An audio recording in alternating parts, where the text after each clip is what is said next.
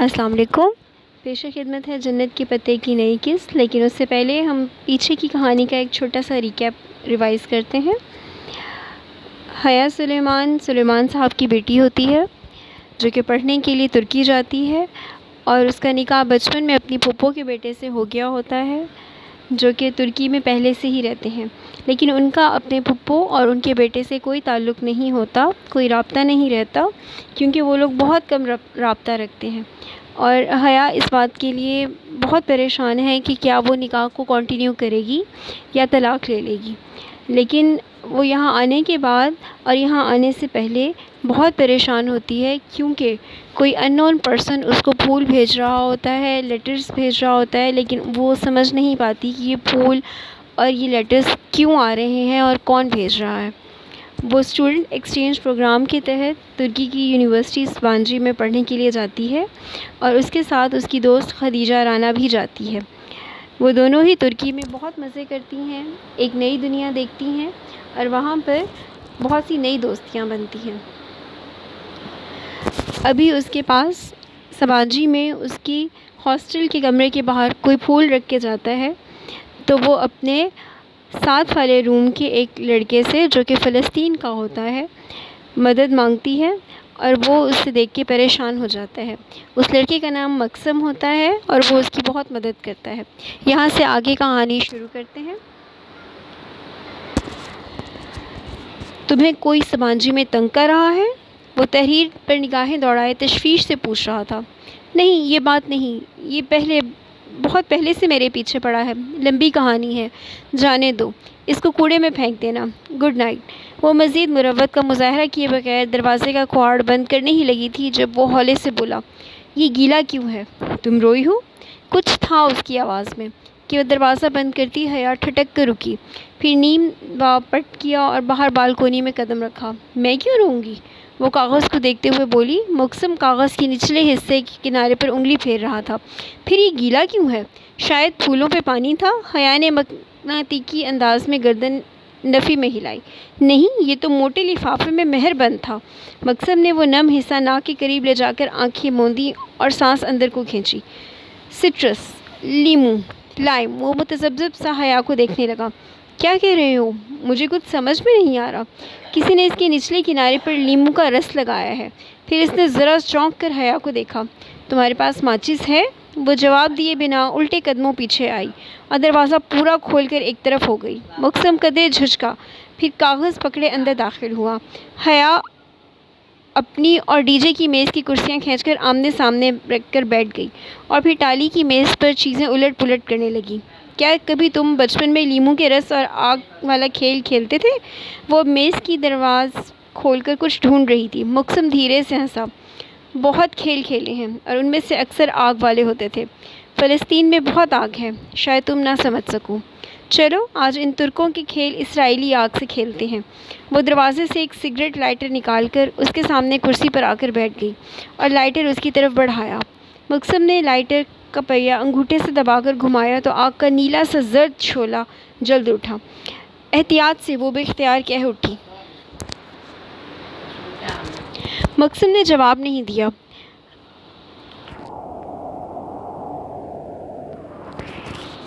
وہ خط کے نچلے حصے کو جو ابھی تک نہیں سوکھا تھا شعلے کے قریب لایا۔ ذرا سی تپش ملی اور الفاظ ابھرنے لگے۔ بڑے بڑے کر کے لکھے گئے انگریزی کے 3 حروف ARP۔ وہ حروف این فرام یور ویلنٹائن کے نیچے لکھے تھے۔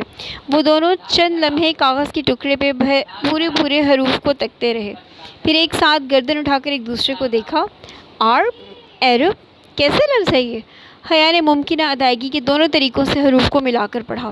شاید کوئی نام؟ کیا آپ کوئی ترک نام ہے؟ معلوم نہیں۔ مقسم نے شانے اچکا دیے۔ حیا سوچتی نگاہوں سے کاغذ کو تکتی رہی۔ کیا میں تمہاری کوئی مدد کر سکتا ہوں؟ اس نے نظر مقسم کو دیکھا اور پھر نرم سا مسکرائی۔ تم کر چکے ہو۔ وہ ہولے سے مسکرا کر کھڑا ہوا اور کاغذ میز پہ رکھا۔ وہ جو بھی ہے شاید تمہیں اپنا نام بتانے کی کوشش کر رہا ہے۔ وہ کون ہو سکتا ہے؟ یہ تم بہتر سمجھ سکتی ہوگی۔ مجھے اب چلنا چاہیے۔ Thank you مقسم۔ مقسم نے ذرا سی جنبش سر کو دی اور باہر نکل گیا۔ دروازے کا کیچر سست روی سے واپس چوکھٹ تک جانے لگا۔ حیا چند لمحے میز پہ رکھے بھورے سے ہوئے کاغذ کو دیکھے گئی۔ پھر بے اختیار کسی مقناطیسی عمل کے تحت اس نے ہاتھ میں پکڑی کاجل کی سلائی کو سیدھا کیا اور بائیں ہتھیلی کی پشت پر وہ 3 حروف اتار دیے، ARP۔ دروازہ چوکھٹ کے ساتھ لگنے ہی والا تھا۔ ذرا سی دیر سے باہر راہداری میں گرا گلدستہ دکھائی دے رہا تھا۔ 1-2 پل مزید گزرے اور دروازہ ٹھا کی آواز کے ساتھ زور سے بند ہو گیا۔ وہ اپنی ہتھیلی کی پشت پر سیاہ رنگ میں لکھے وہ 3 حروف دیکھ رہی تھی، ARP۔ اگلے روز اس نے اوپر بنے کیبنٹ کا دروازہ کھولا، چند ڈبے الٹ پلٹ کیے۔ نچلے خانے میں سرخ مرچوں کا ڈبہ نہیں تھا۔ وہ ایڑیاں اٹھا کر ذرا سی اونچی ہوئی اور اوپر والے خانے میں جھانکا۔ وہاں سامنے ایک پلاسٹک کے بے رنگ سے ڈبے میں سرخ پاؤڈر نظر آ رہا تھا۔ اس نے ڈبہ نکالا اور کاؤنٹر کی طرف آئی۔ وہاں ڈی جے کھڑی سلیب پر کٹنگ بورڈ کے ساتھ رکھے پیاز کھٹاکھٹ کاٹ رہی تھی۔ اس کی آنکھوں سے آنسو گر رہے تھے۔ بریانی کی مقدار زیادہ ہے، 4 چمچے مرچ سرخ ڈال دیتی ہوں، شاید تھوڑا سا ذائقہ آ جائے، ٹھیک ہے نا؟ وہ خود کلامی کے انداز میں کہتی ٹوکری سے چمچ ڈھونڈنے لگی۔ ہاں ٹھیک، ڈی جے نے بھیگی آنکھیں اوپر اٹھا کر اسے دیکھتے ہوئے رندھی ہوئی آواز میں کہا اور آستین سے آنکھیں رگڑنے لگی۔ حیا اب ڈبے سے چمچ بھر بھر کر دھواں اڑاتے پتیلے میں ڈال رہی تھی۔ بالوں کا ڈھیلا سا جوڑا اس نے گردن کے پیچھے ڈال رکھا تھا۔ سادہ شلوار قمیض پر ڈھیلا ڈھالا سا سبز سویٹر پہنے ہوئے تھی جس کی آستینیں اس نے کوہنیوں تک موڑ رکھی تھی۔ وہ دوپٹہ ایک طرف دروازے پہ لٹکا کر چند لٹیں جوڑے سے نکل کر چہرے کی طرف لٹک رہی تھیں۔ گوشت میں بریانی کا چمچ ہلاتی وہ بہت مصروف لگ رہی تھی۔ وہ دونوں اس وقت انجم باجی کے کچن میں موجود تھیں۔ صبح انجم باجی ڈی جے کو ڈائننگ ہال میں ملی تو شام میں اپنے گھر دعوت دے ڈالی۔ ڈی جے نے یہ کہہ کر قبول کر لی کہ میں اور حیا مل کر خود بریانی بنائیں گے، تبھی آپ کے پاس کھانے کے لیے آئیں گے۔ اب سرے شام ہی وہ دونوں حالے کو لیے انجم باجی کے اپارٹمنٹ آ گئی تھیں۔ ایک بیڈ روم، لاؤنج اور کچن پر مشتمل وہ چھوٹا سا مگر بے حد سلیقے اور نفاست کے ساتھ سجایا گیا اپارٹمنٹ تھا۔ حالے کو انہوں نے لاؤنج میں انجم باجی کے ساتھ بٹھا رکھا تھا اور خود وہ دونوں کچن میں آ کے کام میں مصروف ہو گئی تھیں۔ یہ پینٹنگ جاوید جی لائے تھے انڈیا سے۔ اندر لاؤنج میں انجم باجی کی حالے کو مطلع کرتے آواز آ رہی تھی۔ ڈی جے، یہ جاوید جی کون ہے؟